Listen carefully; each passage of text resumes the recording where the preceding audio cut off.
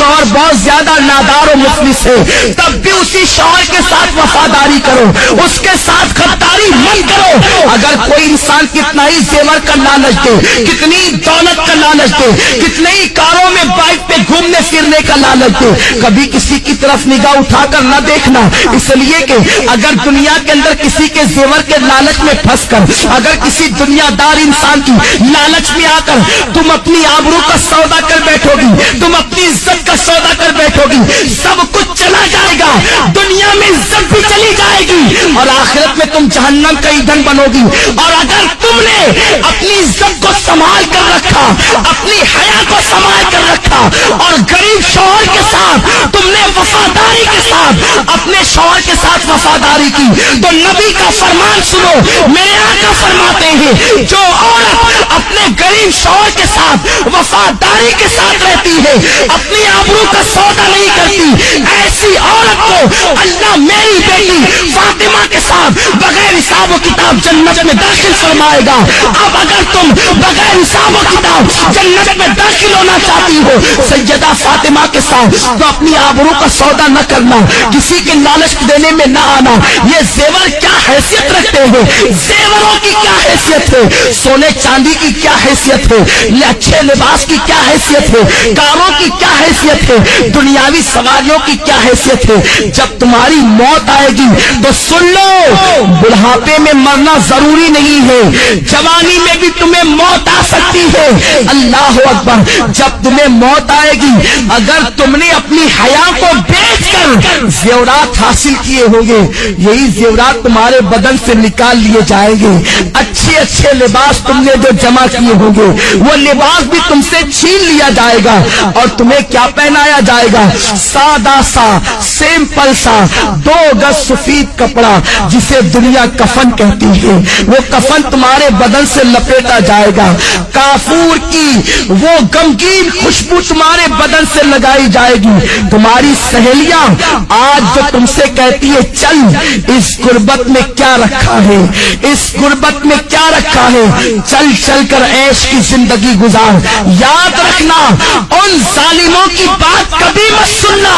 اے سیدہ فاطمہ کی کنیزاؤں، نبی نے اپنی بیٹی کا نکاح کسی کروڑ پتی کے ساتھ نہیں کیا تھا، نبی نے اپنی بیٹی کا نکاح ایسے علی کے ساتھ کیا تھا جس کے پاس گھر بھی رہنے کو موجود نہ تھا۔ حضرت علی کے میں سے میرے آقا کہتے ہیں علی میں فاطمہ کے ساتھ تمہارا نکاح کرنا چاہتا ہوں۔ علی ایسے تھے اس وقت ان کے پاس مہر دینے کے لیے پیسے بھی نہ تھے، کپڑے پہنانے کے لیے پیسے بھی نہ تھے۔ عرض کرتے ہیں یا رسول اللہ، نہ مہر دینے کے پاس میرے پاس پیسے ہیں، نہ کپڑا خریدنے کے لیے میرے پاس پیسے ہیں۔ حضور فرماتے ہیں میری زرہ لے کر کے جاؤ، اسے بازار میں بیچ دو اور کپڑے خرید کر کے لاؤ اور فاطمہ کا مہر ادا کرو۔ میں پوچھنا چاہتا ہوں، نبی چاہتے تو اپنی بیٹی کا نکاح کسی دولت مند کے ساتھ کر دیتے، بڑے بڑے دولت مند میرے سرکار کی بیٹی کا ہاتھ مانگنے کے لیے آئے تھے، مگر نبی جانتے تھے اگر میں نے اپنی بیٹی کا نکاح کسی دولت مند کے ساتھ کر دیا تو میری امت کی بیٹیوں کا کیا ہوگا، میری امت کی بیٹیاں زندگی کیسے گزارے گی۔ نبی نے اپنی بیٹی کا نکاح ایک غریب علی کے ساتھ کر کے دنیا کو بتا دیا کہ غریب شوہر کے ساتھ ایمانداری اور وفاداری کے ساتھ اپنی زندگی کو گزار دینا یہ نبی کی بیٹی فاطمہ کی سنت ہے، تمام جنتی عورتوں کی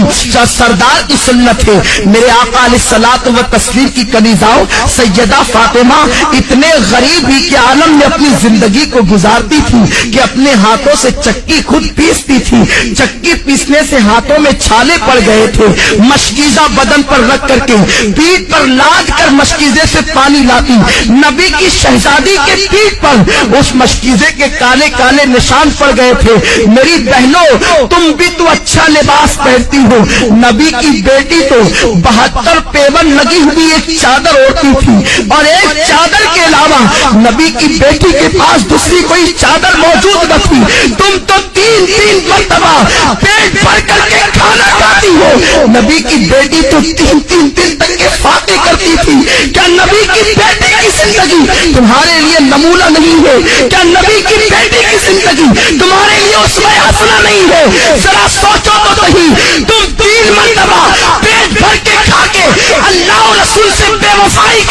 اور وہ 3 دن فاقہ کر کے اتنی نماز کی پابند تھی کہ 5 وقت کی نماز بھی پڑھتی، تہجد بھی پڑھتی، اور جب نفل نماز پڑھتی تو ایک سجدے کے اندر پوری رات گزر جاتی اور سبحان ربی الاعلیٰ کا ترانہ گنگناتی۔ جب فجر کی اذان سنتی تو حسرت کے ساتھ سر کو سجدے سے اٹھاتی اور کہتی اے اللہ تو نے رات اتنی چھوٹی بنائی کہ تیرے محبوب کی بیٹی فاطمہ دل کھول کے سجدہ بھی نہ کر سکی۔ اے خاتون جنت کی کنیزاؤ تم مسلمان ہو، تمہاری تقدیر کا ستارہ بہت عروج پر ہے، اللہ نے تمہیں ایمان کی دولت دی ہے، غیر مسلم عورتوں کو دیکھ کر ان کی طرح بننے کی کوشش نہ کرو، فلموں میں ہیروئن کو دیکھ کر ان کی طرح بننے کی کوشش نہ کرو۔ ذرا سوچو تو صحیح، میرے آقا فرماتے ہیں میں نے عورت کی عزت کو کعبے سے بھی بلند کر دیا ہے، تمہاری عصمت کو نبی نے کعبے سے بلند کیا ہے، تمہیں اپنے آپ کا کوئی خیال نہیں، تم پارکوں میں جا کر اللہ اکبر اللہ کی نافرمانی کر رہی ہو۔ اور سنو، کوئی کہیں بھی جائے سب کی نگاہ سے تو چھپ کر تم گناہ کر سکتے ہو، اللہ کی نگاہ سے تم کبھی نہیں چھپ سکتے۔ قرآن کہتا ہے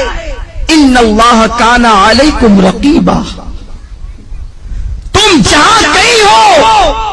اللہ تم پر سخت نگرانی فرما رہا ہے۔ دوسرے مقام پر میرے رب نے فرمایا واتقوا اللہ ان اللہ خبیر بما تعملون، اللہ سے ڈرو کہ وہ تمہارے ایک ایک پل کی خبر رکھتا ہے۔ اور یہ بھی سن لو میری بہنوں، اگر تم نے اللہ سے ڈر کر گناہوں سے توبہ کر لی تو اللہ کے رسول فرماتے ہیں جو اللہ سے ڈرتا ہے اللہ اسے سب سے بے نیاز کر دیتا ہے، اللہ محتاجی کو دور کر دیتا ہے۔ جو اللہ سے ڈرتا ہے اللہ اسے ایسی جگہ سے روزی عطا کرتا ہے جہاں پر اس کا گمان بھی نہیں جاتا۔ آؤ میں آپ کو استقامت فی الدین کے حوالے سے اور اللہ کے خوف کے حوالے سے ایک بڑی پیاری حکایت پیش کروں۔ امام یافعی